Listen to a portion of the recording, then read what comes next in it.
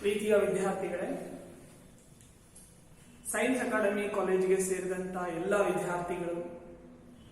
ವಿದ್ಯಾರ್ಥಿಗಳಿಗೆ ನಾವು ಪ್ರೀತಿಯಿಂದ ಸ್ವಾಗತವನ್ನು ಬಯಸ್ತೇವೆ ಈ ಆನ್ಲೈನ್ ಕ್ಲಾಸಿಗೆ. ಮತ್ತೆ ಈ ಸೈನ್ಸ್ ಅಕಾಡೆಮಿ ಕಾಲೇಜಿಗೆ ಸಾಕಷ್ಟು ಭರವಸೆಗಳನ್ನು ಇಟ್ಕೊಂಡು ನೀವು ಸೇರಿದ್ದೀರಿ. ನನ್ನ ಹೆಸರು ಚಂದ್ರಶೇಖರ್ ಕೆಟಿ ಅಂತ. ನಾನು ಲೆಕ್ಚರರ್ ಇನ್ ಕೆಮಿಸ್ಟ್ರಿ ಆಗಿ ಈ ಕಾಲೇಜಲ್ಲಿ 6 ವರ್ಷದಿಂದ ಕೆಲಸ ಮಾಡ್ತಾ ಇದ್ದೇನೆ. ಸೊ ಸುಮಾರು 15 ವರ್ಷದ ಎಕ್ಸ್ಪೀರಿಯನ್ಸ್ ಅನ್ನು ನಾನು ಹೊಂದಿದ್ದೇನೆ. ನೋಡಿ, ಈ ಕೆಮಿಸ್ಟ್ರಿ ಅಂತ ಬಂದಾಗ ಪ್ರತಿಯೊಂದು ಸಬ್ಜೆಕ್ಟಿಗೂ ಅದರದ್ದೇ ಆದ ಒಂದು ಇಂಪಾರ್ಟೆನ್ಸ್ ಇರುತ್ತೆ. ಇಲ್ಲದಕ್ಕಿಂತ ಮುಖ್ಯವಾಗಿ ನಾವು ಯಾವುದೇ ಒಂದು ಸಬ್ಜೆಕ್ಟ್ ಅನ್ನ ಕಲಿಬೇಕಾದ್ರೆ ಆ ಸಬ್ಜೆಕ್ಟಿಗೆ ಸಂಬಂಧಪಟ್ಟಿರ್ತಕ್ಕಂಥ ಕೆಲವೊಂದು ಟೆಕ್ನಿಕ್ಸ್ ಇರ್ತವೆ.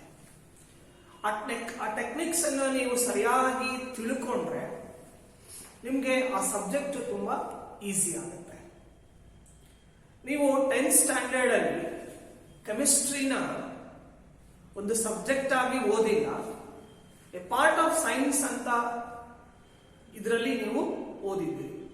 ಅಲ್ಲಿ ಬರ್ತಕ್ಕಂಥ ಟಾಪಿಕ್ಸ್ ತುಂಬಾ ಕಡಿಮೆ ಇರುತ್ತೆ. ಅಂದ್ರೆ ಆ ಟಾಪಿಕ್ಸ್ಗೆ ಸಂಬಂಧಪಟ್ಟಿರ್ತಕ್ಕಂಥ ವಿವರಣೆಗಳೇನಿದಾವೆ, ಎಕ್ಸ್ಪ್ಲೇಷನ್ ಅಂತ ನಾವೇನ್ ಕರಿತೀವಿ, ಅದು ಕಡಿಮೆ ಇರುತ್ತೆ. ಇಲ್ಲಿ ನೀವು ಫಸ್ಟ್ PUC ಅಂತ ಬಂದಾಗ ಎಕ್ಸ್ಪ್ಲೇಷನ್ಸ್, ಕಾನ್ಸೆಪ್ಟ್ಸ್ ತುಂಬಾ ಜಾಸ್ತಿ ಇರುತ್ತೆ. ಹಾಗಾಗಿ ನೀವು ಜಾಸ್ತಿ ಕಾನ್ಸಂಟ್ರೇಷನ್ ಮಾಡಬೇಕಾಗುತ್ತೆ. ನೋಡಿ, ಈ ಕೆಮಿಸ್ಟ್ರಿನಲ್ಲಿ ನೀವು ಯಾವ ರೀತಿ ಅರ್ಥ ಮಾಡ್ಕೊಳ್ಬೇಕು ಅನ್ನೋದನ್ನ ನಾನು ಇವಾಗ ಹೇಳ್ತೇನೆ. ಕ್ಲಾಸ್ ಅನ್ನ ಸರಿಯಾಗಿ ಕೇಳಿಸ್ಕೋಬೇಕು. ಈ ಕೆಮಿಸ್ಟ್ರಿನಲ್ಲಿ ನೀವಾಗಿ ಸ್ವತಃ ಕಲಿಯೋದಕ್ಕಿಂತ ನಾವು ಏನ್ ಹೇಳ್ತೀವಿ ಅಂತಕ್ಕಂಥದ್ದನ್ನ ಸರಿಯಾಗಿ ಕೇಳಿಸ್ಕೊಳ್ಳೋದಿದೆಯಲ್ಲ, ಅದು ಬಹಳ ಇಂಪಾರ್ಟೆಂಟ್ ಆಗುತ್ತೆ. ಯಾರು ಸರಿಯಾಗಿ ಕೇಳಿಸ್ಕೊಳ್ತಿರೋ ಅಂಥವ್ರಿಗೆ ಕೆಮಿಸ್ಟ್ರಿ ತುಂಬಾ ಈಸಿ ಆಗುತ್ತೆ. ಇದು ಬಹಳ ಇಂಪಾರ್ಟೆಂಟ್. ಯಾಕಂದ್ರೆ ಇಲ್ಲಿ ಮ್ಯಾಥಮೆಟಿಕ್ಸ್ ಸ್ಟೆಪ್ಸ್ ಇರಲ್ಲ, ತುಂಬಾ ಕಡಿಮೆ ಇರುತ್ತೆ. ಪ್ರಾಬ್ಲಮ್ ಸೆಕ್ಷನ್ ಅಲ್ಲಿ ಕೆಲವೊಂದು ಚಾಪ್ಟರ್ಸ್ ಅಲ್ಲಿ ಬಂದಾಗ ನಿಮಗೆ ಆ ತರದ್ ಸಿಗುತ್ತೆ. ಸೊ ಹಾಗಾಗಿ ನಿಮಗೆ ನಾಲೆಡ್ಜ್ ಅಂತಕ್ಕಂಥದ್ದು ನಾವಿಲ್ಲಿ ಏನು ಹೇಳ್ತೀವಿ ಅನ್ನೋದನ್ನ ನೀವು ಸರಿಯಾದ ರೀತಿಯಲ್ಲಿ ಕೇಳಿಸ್ಕೊಂಡಾಗ ಮಾತ್ರ ನಿಮಗೆ ಅದು ತಿಳಿತಕ್ಕಂಥ ಸಾಧ್ಯತೆ ಹೆಚ್ಚಿರುತ್ತೆ. ಹಾಗಾಗಿ ಈ ವಿಡಿಯೋ ಕ್ಲಾಸ್ಗಳನ್ನ ಹೆಚ್ಚು ಗಮನವಿಟ್ಟು ಕೇಳಿಸ್ಕೊಳ್ಳಿ, ಅದು ಬಹಳ ಇಂಪಾರ್ಟೆಂಟ್. ನಾನು ಹೇಳಿದ್ನಲ್ಲ ಆವಾಗಲೇ, ಕೆಮಿಸ್ಟ್ರಿನಲ್ಲಿ ನಿಮ್ಗೆ ತುಂಬಾ ಚೆನ್ನಾಗಿ ಮಾರ್ಕ್ಸ್ ಬರಬೇಕು ಅನ್ನೋದಾದ್ರೆ ನೀವು ಹೆಚ್ಚು ಕಾನ್ಸಂಟ್ರೇಷನ್ ಮಾಡಿ ಕೇಳಿಸ್ಕೋಬೇಕು. ಓದೋದು ಸೆಕೆಂಡರಿ, ನೀವು ಹೆಚ್ಚು ಕೇಳಿಸ್ಕೊಳ್ಳೋದ್ರಿಂದ ನಿಮಗೆ ಬೇಗ ತಿಳಿಯುತ್ತೆ. ಇದು ವಿಡಿಯೋ ಕ್ಲಾಸ್ ಅಲ್ಲಿ ಅಷ್ಟೇ ಅಲ್ಲ, ನಾಳೆ ಕಾಲೇಜ್ ಸ್ಟಾರ್ಟ್ ಆದ್ಮೇಲೂ ಕೂಡ ನೀವು ಕ್ಲಾಸ್ ಅಲ್ಲಿ ಇದನ್ನೇ ಮಾಡಬೇಕು.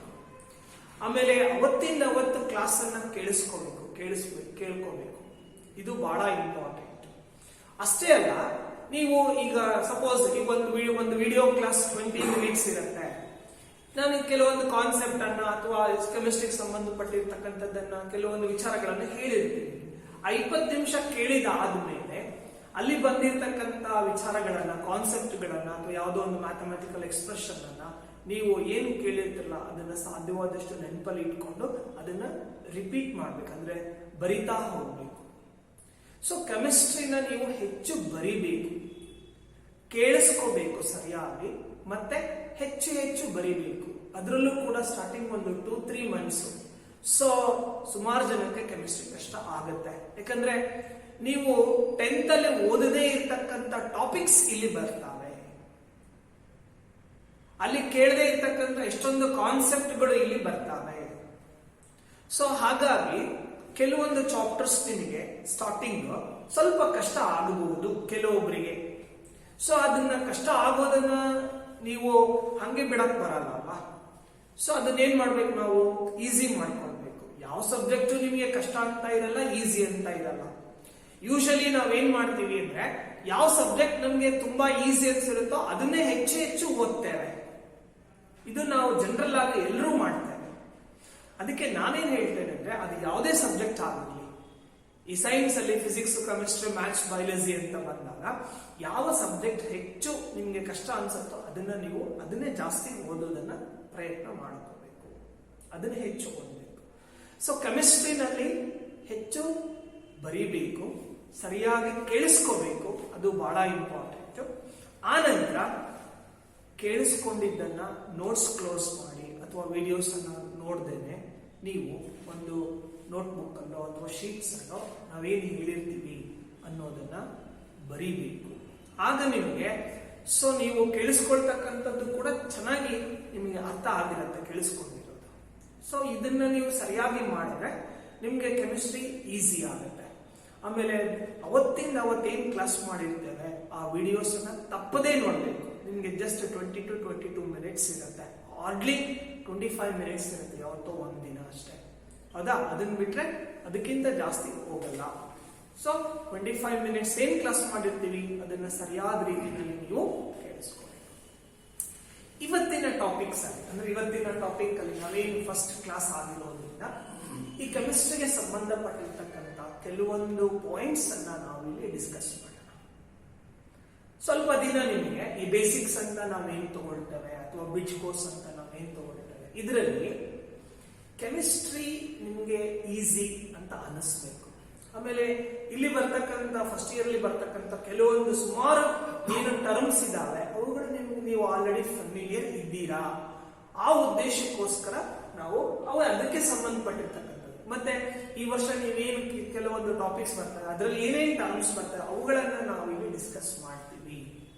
ಸೊ ಹಾಗಾಗಿ ಸ್ವಲ್ಪ ದಿನ ನಿಮ್ಗೆ ಈ ಬ್ರಿಡ್ಜ್ ಕೋರ್ಸ್ ಏನಾಗುತ್ತೆ ಈಸಿ ಮಾಡ್ಲಿಕ್ಕೋಸ್ಕರನೇ ನಾವು ಈ ಒಂದು ಬ್ರಿಡ್ಜ್ ಕೋರ್ಸ್ ಅನ್ನ ಸ್ಟಾರ್ಟ್ ಮಾಡ್ತೀವಿ. ನೋಡಿ, ಈ ಕೆಮಿಸ್ಟ್ರಿ ಅಂದ್ರೆ ಏನು ಅಂತ ತಗೋಣ. ಫಸ್ಟ್ ಏನಪ್ಪ ಕೆಮಿಸ್ಟ್ರಿ ಅಂದ್ರೆ?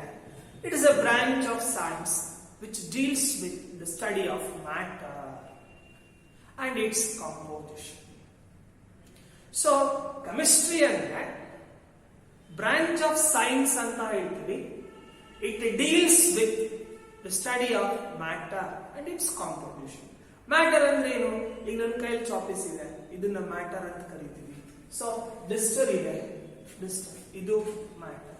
ಬೋರ್ಡ್ ಇದೆ, ಇಟ್ ಈಸ್ ಅ ಮ್ಯಾಟರ್. ಯಾಕೆಂದ್ರೆ ಇದಕ್ಕೆ ಒಂದು ಡೆಫಿನೆಟ್ ಮಾಸ್ ಇದೆ ಅಷ್ಟೇ ಅಲ್ಲ, ಅದು ಡೆಫಿನೆಟ್ ಅದು ಇಟ್ ಆಕ್ಯುಪೈಸ್ ದ ಸ್ಪೇಸ್. ಯಾವುದೇ ಒಂದು ಸಬ್ಸ್ಟೆನ್ಸ್ ಅದಕ್ಕೆ ಮಾಸ್ ಇದ್ದು ಮತ್ತೆ ಸ್ಪೇಸ್ ಅನ್ನು ಆಕ್ಯುಪೈ ಮಾಡುತ್ತೋ ಅಂತ ಸಬ್ಸ್ಟೆನ್ಸ್ ಅದನ್ನ ನಾವೇನಂತ ಕರಿತೀವಿ? ಮ್ಯಾಟರ್ ಅಂತ ಕರಿತೀವಿ. ಸುತ್ತಮುತ್ತಲು ಏನಿದಾವೆ ಎಲ್ಲದನ್ನು ಕೂಡ ನಾವು ಏನಂತ ಹೇಳ್ತೀವಿ? ಮ್ಯಾಟರ್ ಅಂತ ಕರೀತೀವಿ. ಯಾಕಂದ್ರೆ ಅದಕ್ಕೆ ಡೆಫಿನೆಟ್ ಮಾಸ್ ಇದೆ ಮತ್ತೆ ಅದು ಸ್ಪೇಸ್ ಅನ್ನ ಆಕ್ಯುಪೈ ಮಾಡುತ್ತೆ. ಸೊ ಹಾಗಾದ್ರೆ ಕೆಮಿಸ್ಟ್ರಿ ಅಂದ್ರೆ ಏನಪ್ಪಾ? Chemistry is a branch of science which deals with the study of matter and it's composition. So study of matter and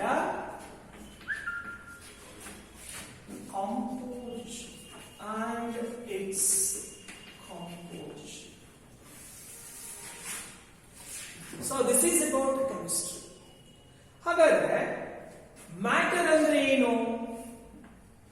anything, ಯಾವುದೇ ಇರಬಹುದು, anything which occupies space and has a definite mass.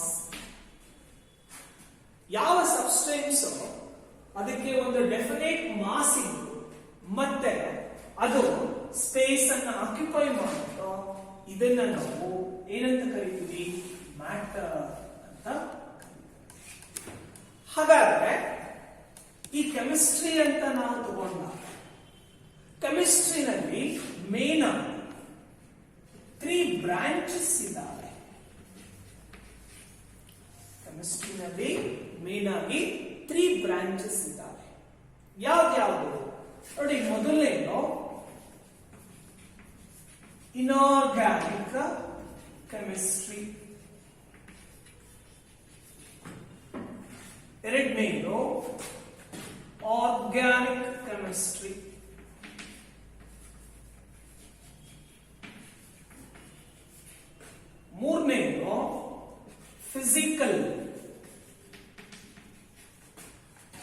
Chemistry. ಬೇರೆ ಬೇರೆ ಬೇಕಾದಷ್ಟು branches ಇದರಲ್ಲಿ ಇದಾವೆ. Analytical chemistry ಅಂತ ಬರುತ್ತೆ, stereo chemistry, ಬೇಕಾದಷ್ಟು ಬ್ರಾಂಚಸ್ ಇದಾವೆ. ಅದ್ರ ಬಗ್ಗೆ ನಾವು ಈ 2 ವರ್ಷದಲ್ಲಿ ಏನು ಓದಲ್ಲ. ನಾವು ಓದತಕ್ಕಂಥದ್ದು ಈ 3 ಬ್ರಾಂಚಸ್ ಆಫ್ ಕೆಮಿಸ್ಟ್ರಿ. ಒಂದು ಇನ್ಆರ್ಗ್ಯಾನಿಕ್ ಕೆಮಿಸ್ಟ್ರಿ, ಎರಡನೇದು ಆರ್ಗ್ಯಾನಿಕ್ ಕೆಮಿಸ್ಟ್ರಿ, ಮೂರನೇದು ಫಿಸಿಕಲ್ ಕೆಮಿಸ್ಟ್ರಿ. ಸೊ ಹಾಗಾದ್ರೆ ಮೊದಲನೇದನ್ನ ತಗೋಣ. ಏನು? Inorganic chemistry. ಏನಪ್ಪಾ ಇನ್ಆರ್ಗ್ಯಾನಿಕ್ ಕೆಮಿಸ್ಟ್ರಿ ಅಂದ್ರೆ? So it's a branch of chemistry which deals with all the elements and its compounds except carbon.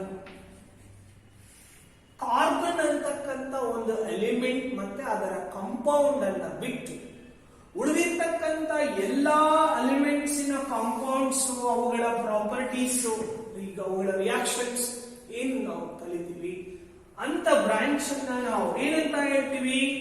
Inorganic chemistry ಅಂತ ಕರೀತೀವಿ. ಸೊ ಹಾಗಾದ್ರೆ ಇನ್ಆರ್ಗ್ಯಾನಿಕ್ ಕೆಮಿಸ್ಟ್ರಿ ಅಂದ್ರೆ it's a branch of chemistry which deals with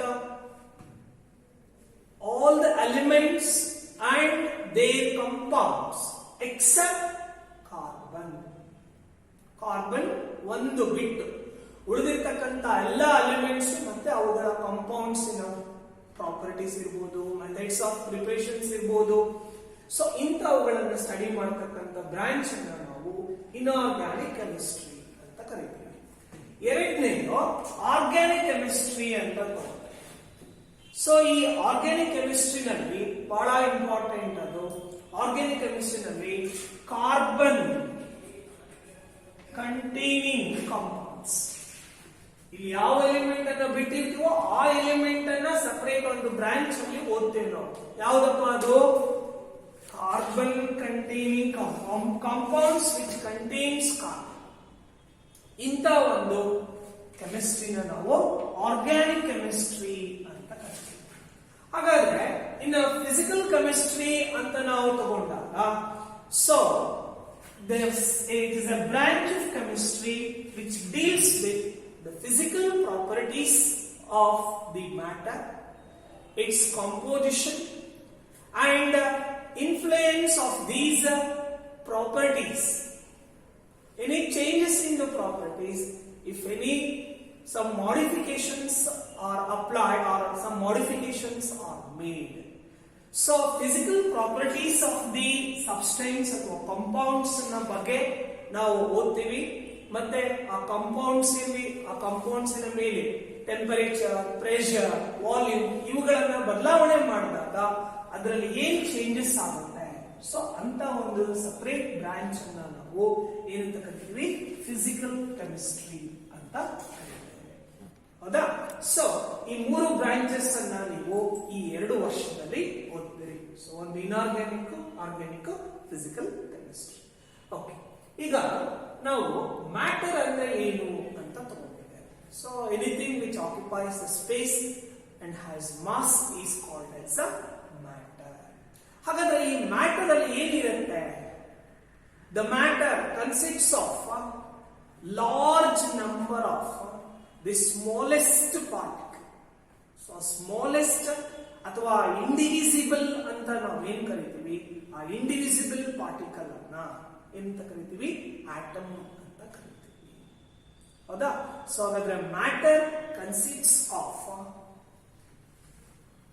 indivisible, not divide.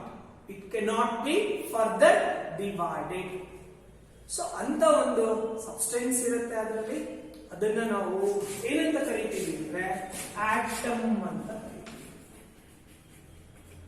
So atom. So matter consists of large number of indivisible particle and that particle is called as atom. ಹಾಗಾದ್ರೆ ಈ atom ಅಲ್ಲಿ ಏನೇನಿರುತ್ತೆ? Already ನೀವು lower classes ಅಲ್ಲಿ ಓದಿದ್ರಿ. ಏನೇನಿರುತ್ತೆ atom ಅಲ್ಲಿ? Electron, proton and neutrons, protons, electrons and neutrons. So ಹಾಗಾದ್ರೆ atom consists of the 3 fundamental particles ಅಂತ ಕರೀತಾರೆ. The 3 fundamental particles. ಇದ್ರ ಬಗ್ಗೆನೇ ನಿಮಗೆ ಸ್ಟ್ರಕ್ಚರ್ ಆಫ್ ಆಟಮ್ ಅಂತ ಇದೆ. ಸೊ ಆ ಚಾಪ್ಟರ್ ಅಲ್ಲಿ ಈ ಆಟಮ್, ಎಲೆಕ್ಟ್ರಾನ್ಸ್, ಪ್ರೋಟಾನ್ಸ್, ನ್ಯೂಟ್ರಾನ್ಸ್ ಇವುಗಳ ಪ್ರಾಪರ್ಟೀಸ್ ಇದ್ರ ಬಗ್ಗೆ ನೀವು ಓದ್ತೀರಿ. ಸೊ ಈ ಆಟಮ್ ಅಲ್ಲಿ ಏನಾಗಿರುತ್ತೆ, ಮೋಸ್ಟ್ ಆಫ್ ದ ಮಾಸ್, ಆಟಮಿನ ಮಾಸ್ ಒಂದು ಸೆಂಟರ್ ಪಾರ್ಟ್ ಅಲ್ಲಿ ಕಾನ್ಸಂಟ್ರೇಟ್ ಆಗಿರುತ್ತೆ. ಆ ಸೆಂಟರ್ ಪಾರ್ಟ್ ಅನ್ನ ನಾವೇಂತ ಕರಿತೀವಿ, ನ್ಯೂಕ್ಲಿಯಸ್ ಅಂತ ಕರಿತೀವಿ. ಎಂತ ಕರಿತೀವಿ, nucleus. Most of the mass of the atom is concentrated at the center, and that region, a center ಅನ್ನು ನಾವು ನ್ಯೂಕ್ಲಿಯಸ್ ಅಂತ ಕರಿತೀವಿ. ಸೊ ಆ ನ್ಯೂಕ್ಲಿಯಸ್ ಅಲ್ಲಿ ಏನೇನು ಇರ್ತವೆ, so it consists of protons and neutrons. So nucleus consists of the protons and neutrons. ಹಾಗಾದ್ರೆ ಈ ನ್ಯೂಕ್ಲಿಯಸ್ಸಿನ ಸುತ್ತಲೂ ಏನಾಗ್ತಿರುತ್ತೆ, ಎಲೆಕ್ಟ್ರಾನ್ಸ್ ರಿವಾಲ್ವ್ ಆಗ್ತಾ ಇರ್ತವೆ. So most of the mass of the atom is concentrated at the center part of the atom, at the center part of the atom, and that part and the region is called as the nucleus. That nucleus consists of the 2 fundamental particles. One is protons and another one is neutrons. So around this nucleus, electrons are revolved. Nucleus ina ಸುತ್ತಲೂ ಏನಾಗ್ತಿರ್ತವೆ, electrons revolve ಆಗ್ತಿರ್ತವೆ. So ನಮ್ಗೆ ಗೊತ್ತಿದೆ electrons ಗೆ negative charge ಇರುತ್ತೆ. Electrons ಗೆ negative charge. ಹಾಗಾದ್ರೆ protons ಗೆ ಪಾಸಿಟಿವ್ ಚಾರ್ಜ್ ಇರುತ್ತೆ. ಸೊ ನ್ಯೂಟ್ರಾನ್ಸ್ ಗೆ ನ್ಯೂಟ್ರಲ್ ಫಂಡಮೆಂಟಲ್ ಪಾರ್ಟಿಕಲ್, ಯಾವುದೇ ತರಹದ ಚಾರ್ಜ್ ಇದಕ್ಕೆ ಇರಲ್ಲ. So no charge, it does not carries a charge. So no charge. ಹಾಗಾಗಿ ಇದನ್ನ ನಾವು ಏನಂತ ಕರಿತೀವಿ ಅಂದ್ರೆ neutral fundamental particle. Neutral fundamental. So ಹಾಗಾದ್ರೆ electrons are negatively charged, protons are positively charged, neutrons, they are called as neutral fundamental particles. So ಹಾಗಾದ್ರೆ electrons ಗೆ negative charge ಇರುತ್ತೆ. So ಈ electrons ಅನ್ನ ಜೇಮ್ಸ್ ಚಾಡ್ವಿಕ್ ಅಂತಕ್ಕಂಥದ್ದು ಡಿಸ್ಕವರ್ ಮಾಡ್ತಾರೆ. James Chadwick. Protons ಅನ್ನ Goldstein ಅಂತಕ್ಕಂಥ ಸೈಂಟಿಸ್ಟ್ ಡಿಸ್ಕವರ್ ಮಾಡ್ತಾರೆ.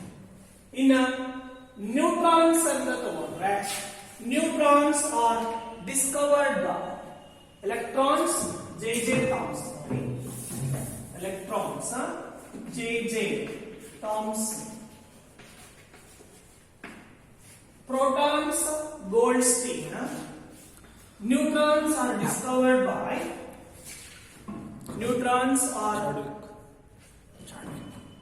James Chadwick.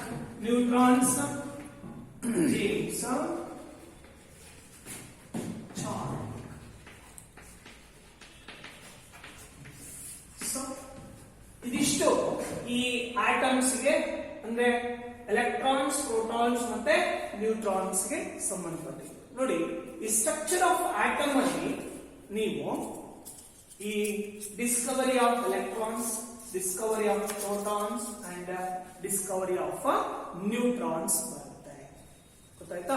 So Discovery of electrons, protons and neutrons ಬರುತ್ತೆ. ಸೊ ಇಷ್ಟು ಇವತ್ತಿನ ಕ್ಲಾಸ್ಗೆ ನಾವು ಸಂಬಂಧಪಟ್ಟಿದ್ದೇವೆ. ಸೊ ನಾವು ಇಲ್ಲಿ ಏನ್ ತಿಳ್ಕೊಳ್ಬೇಕು, ಕೆಮಿಸ್ಟ್ರಿ ಅಂದ್ರೆ ಏನು ಅಂತ ನಾವು ಡೆಫಿನೇಷನ್ ಅನ್ನ ಹೇಳ್ತೀವಿ. ಸೊ ಕೆಮಿಸ್ಟ್ರಿ ಅಂದ್ರೆ ಏನು? It's a branch of science which deals with the study of matter and its composition.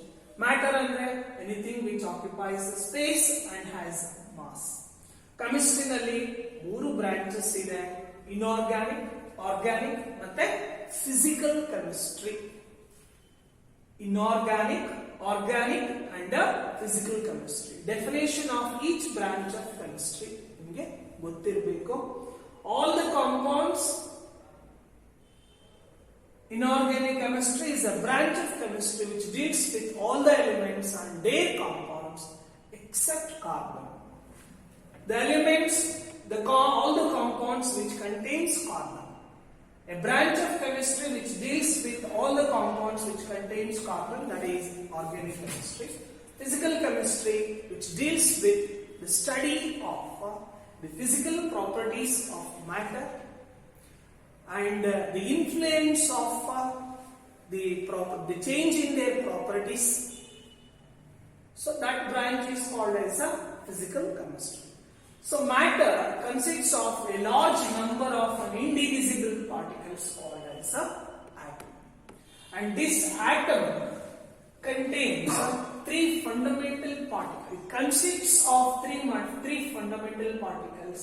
They are electrons, protons and neutrons. So electrons are negatively charged, which were discovered by J.J. Thomson. Protons were discovered by Goldstine, which carry positive charge, and the neutrons which does not carry any charge, which are discovered by James Turner. So the neutrons are called as neutral fundamental particles. So ಇಷ್ಟು ಇವತ್ತಿನ ಕ್ಲಾಸ್ಗೆ ಸಂಬಂಧಪಟ್ಟಿದ್ದು. ಇದ್ರ ಮುಂದಿನ ನಾವು next